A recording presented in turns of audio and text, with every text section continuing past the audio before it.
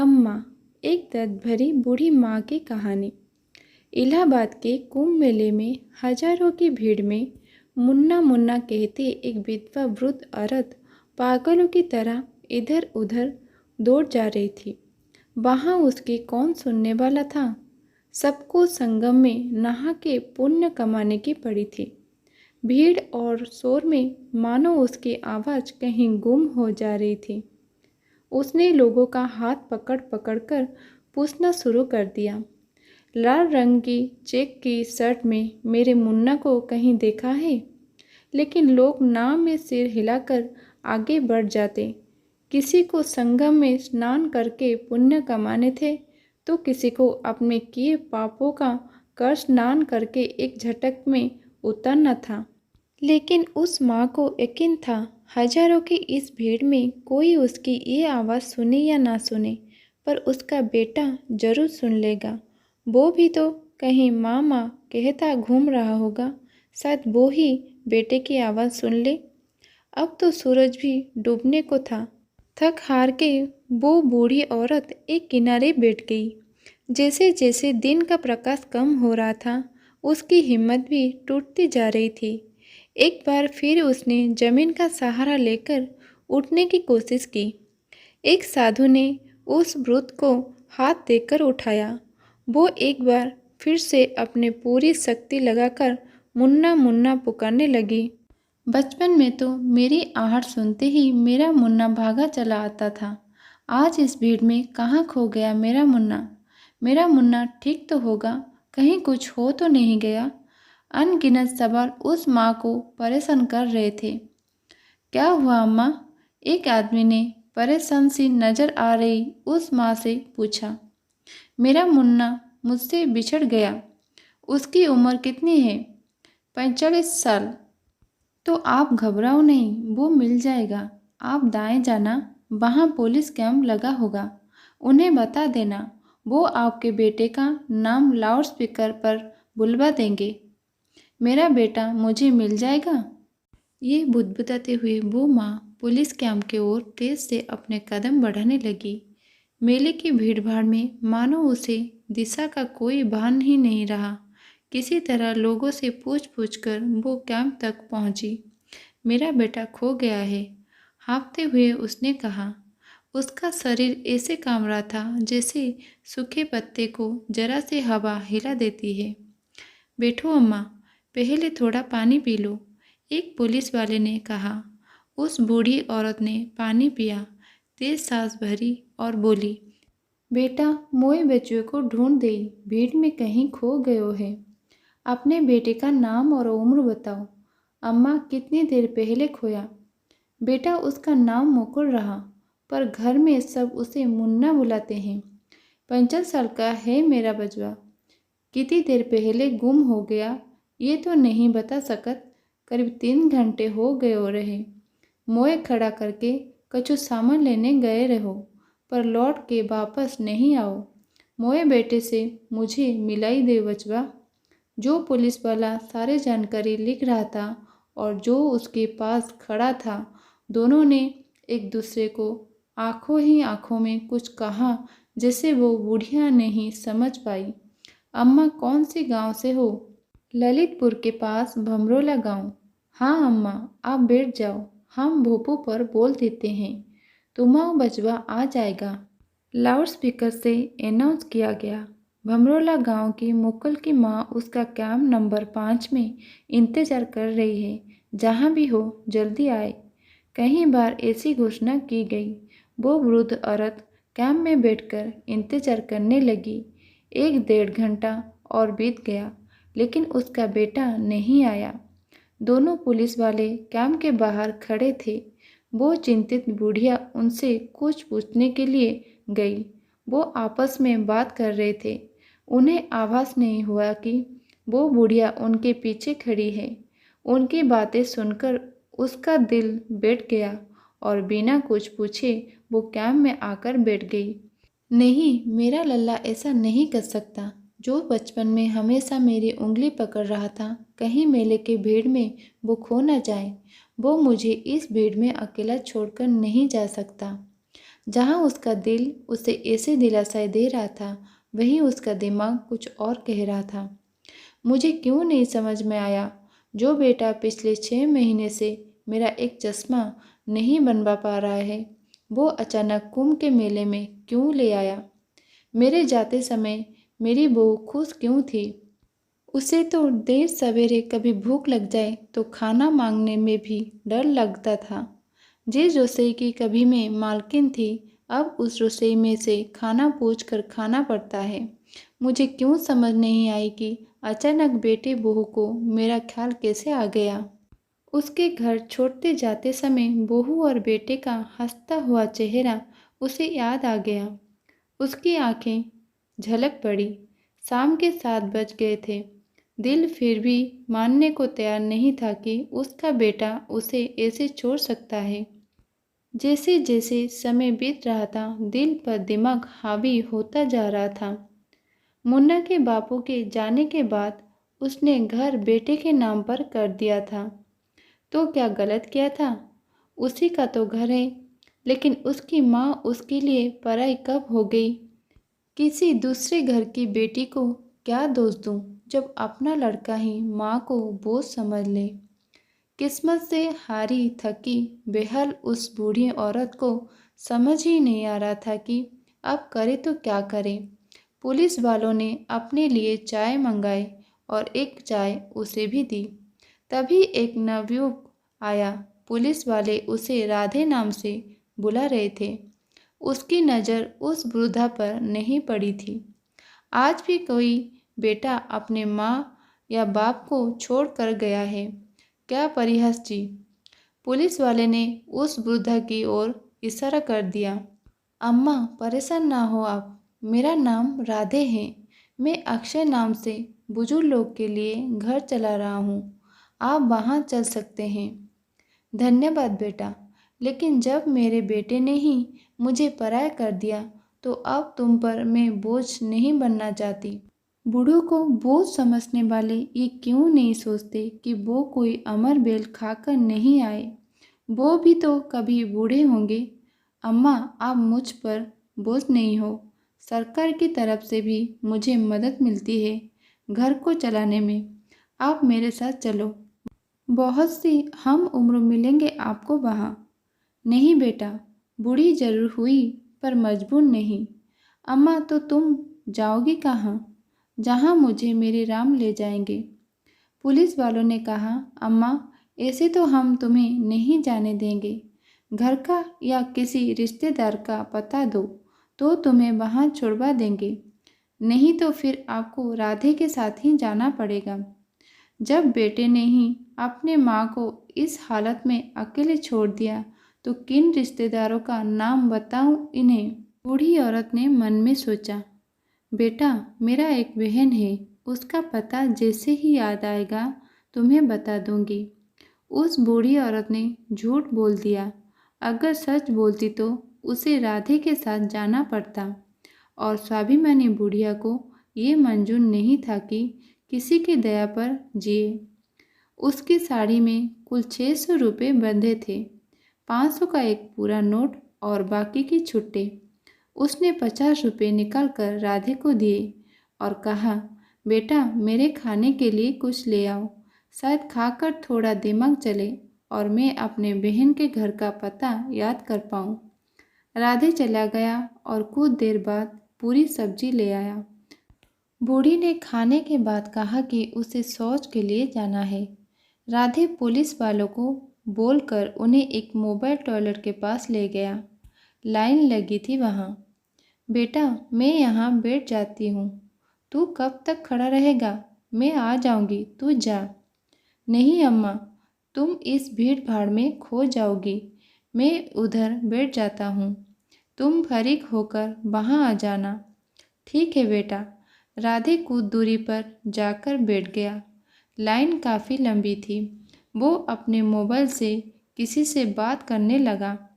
आधे घंटे बाद राधे वहाँ पहुँचा, लेकिन वो बूढ़ी अम्मा वहाँ नहीं थी। लोगों से पूछने पर पता चला कि वो काफ़ी समय पहले चली गई। राधे ने कैंप के ओर तेजी से कदम बढ़ाए। कैंप में पहुंचने पर देखा कि वो वहाँ नहीं है। फिर उसने पुलिस वालों को सारी बात बताई। इतने भीड़ में उस बूढ़ी को ढूंढना आसान नहीं था। बूढ़ी औरत बस कदम बढ़ाए जा रही थी। कहाँ किस ओर जाना है ये तो उसे पता ही नहीं था। जैसे जैसे उसके कदम आगे बढ़ रहे थे वैसे ही दिमाग में उसकी यादें पीछे कदम बढ़ा रही थी।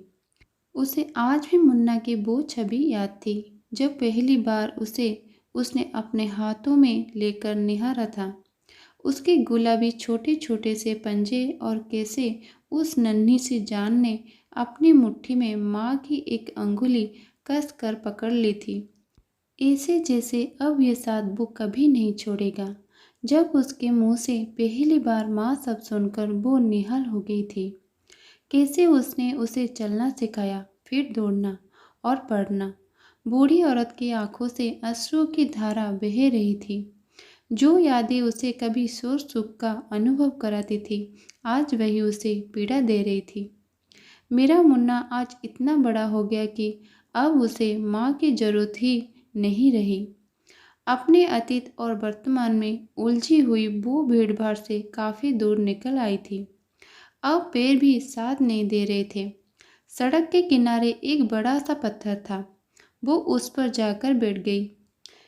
ये पत्थर भी हारे थके लोगों को कितना सुकून देता है। फिर क्यों लोग इंसानों को पत्थर दिल बोलते हैं।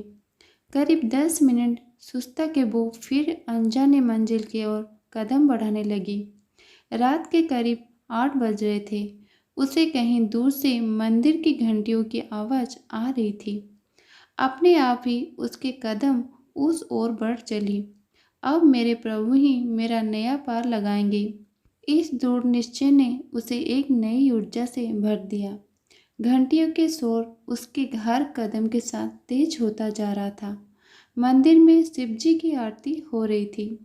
वो भी अपने प्रभु के सामने हाथ जोड़े खड़ी हो गई। आरती के बाद प्रसाद वितरण हुआ। प्रसाद ग्रहण करके उसने मंदिर में लगे नल से पानी पिया और मंदिर परिसर में बने बेंच पर जाकर बैठ गई। लोगों की भीड़ धीरे धीरे कम हो रही थी। बहुत थके होने के कारण उसके आंख लग गई। अम्मा किसके साथ आई हो? मंदिर के पुजारी ने बूढ़ी औरत से पूछा। वृद्धा ने कोई उत्तर नहीं दिया। घर कहाँ है तुम्हारा? घर नहीं है, उसने धीरे से कहा। तो फिर कहाँ जाओगी? जहाँ मेरे प्रभु ले जाएंगे। कौन जात से हो? पंडित हो क्या? कायस्थ अम्मा, यहाँ ऐसे तो नहीं रह पाओगी तुम। अगर पंडित होती तो क्या रह जाने देते? यहाँ पहले एक पंडितानी थी जिसे कई लोग दान देने आते थे। पिछले महीने उसकी मौत हो गई, इसलिए पूछा था। दान के पैसे लेकर जीने से तो अच्छा है मुझे मौत आ जाए। आप परेशान न हो पंडित जी, मैं कल सुबह यहाँ से चली जाऊँगी। मंदिर के पीछे मेरा घर है, किसी चीज़ की ज़रूरत हो तो आ जाएगा। आपका बहुत धन्यवाद। मेरे सामने मेरे प्रभु बैठे हैं, वही मेरे ज़रूरत का ध्यान रखेंगे। मंदिर के पंडित जी जब सुबह उस वृद्धा को कहने जा रहे थे कि थोड़ी देर बाद वो वहाँ से चली जाए तो देखा बेंच खाली थी। वो पहले ही जा चुकी थी। वृद्धा कमज़ोर जरूर थी लेकिन उसकी बूढ़ी हड्डियों में आज भी खुदारी जिंदा थी। उसकी साड़ी में 550 रुपये बंधे थे। उसने उसमें से 10 रुपये का नोट निकालकर एक चाय वाले को दिए जो साइकिल पर चाय बेच रहा था। सड़क पर कम ही लोग थे। अम्मा, चाय के साथ बन पाव भी दूँ क्या? कितने का है? 5 रुपये की चाय और 5 का बन। ठीक है बेटा, दे दो। बूढ़ी एक हाथ में प्लास्टिक के कप में चाय लिए और दूसरे हाथ में बन लिए कोई साफ सुथरी जगह देखने लगी जहाँ बैठकर वो खा सके। शायद चाय वाला समझ गया बूढ़ी औरत क्या देख रही है। उसने कहा, अम्मा 10 कदम की दूरी पर एक बगीचा है, वहाँ बैठकर आराम से चाय पीना। बोलो तो मैं वहाँ छोड़ दूँ। बेटे ने पहले ही छोड़ दिया, अब तुम मत छोड़ो। बूढ़ी बुदबुदाई। नहीं बेटा, मैं चली जाऊंगी, भगवान तुम्हें खुश रखे। बूढ़ी अपने चाय का कप लिए बगीचे में पहुंची। दोनों हाथ में सामान था और बगीचे में घुमाने वाला दरवाज़ा, वो भी इतना भारी कि पैर से हिलाना मुश्किल। लोग सुबह मॉर्निंग वॉक के लिए एक के बाद एक दरवाज़ा खोलकर अंदर आते जा रहे थे और वो बूढ़ी औरत वहीं खड़ी थी। ट्रैक सूट पहने एक लड़की दौड़ती हुई आई। कानों में उसने ईयरफोन लगा रखे थे। उसने उस बूढ़ी को देखकर स्माइल दी और पहले उनके लिए वो दरवाज़ा घुमा दिया। अम्मा ने उसे आशीर्वाद दिया और आगे बढ़ गई। एक खाली पड़ी बेंच पर बैठकर वो चाय पीने लगी। चाय ठंडे हो गई थी, लेकिन पाँव में डुबेकर अच्छे लग रहे थे। बिना खाना खाए सोने के बाद कुछ मिल जाए तो वो ही बहुत हो जाता है। चाय पीने के बाद वो लोगों को देखने लगी। सब कानों में तार डाले चले रहे थे, तो कोई दौड़ रहा था, लेकिन एक दूसरे से बात नहीं कर रहे थे। गांव में तो कोई एक दूसरे से बिना राम राम कहे नहीं जाता, हाल चाल तो पूछ ही लेते हैं। शहर के लोग कितना बदल गए हैं। एक ही दुनिया में एक ही रास्ते पर सबकी अलग अलग दुनिया चल रही है। एक दूसरे से ना बोलकर उससे बोल रहे हैं, जो उसके सामने हो ही नहीं। तभी उसका ध्यान पास के पेड़ पर मौजूद पक्षियों के शोर ने खींचा। घोंसले में दो बच्चे थे और शायद उन्हें उड़ना सिखाने के लिए चिड़िया और चिड़ी बारी बारी से अपने पर फैलाए आसमान में उड़ जाते और फिर वापस लौटकर अपने ही भाषा में बच्चों को कुछ बोलते, जैसे कह रहे हो, देखो अब ऐसे ही उड़ना है तुम्हें। अब उड़ने की बारी बच्चों की थी। एक बच्चे को माँ ने घोंसले से धक्का दिया। वो बच्चा नीचे गिरने लगा। फिर उसे माँ का सबक याद आया और अपने पंख फैलाकर फड़फड़ाने लगा। जमीन पर गिरने के पहले उसने खुद को संभाल लिया और उड़ना सीख लिया। बच्चे के माँ और पिता खुशी से चह उठे। अब दूसरे बच्चे की बारी थी। माँ ने एक बार फिर उसे उड़ने का डेमो दिया।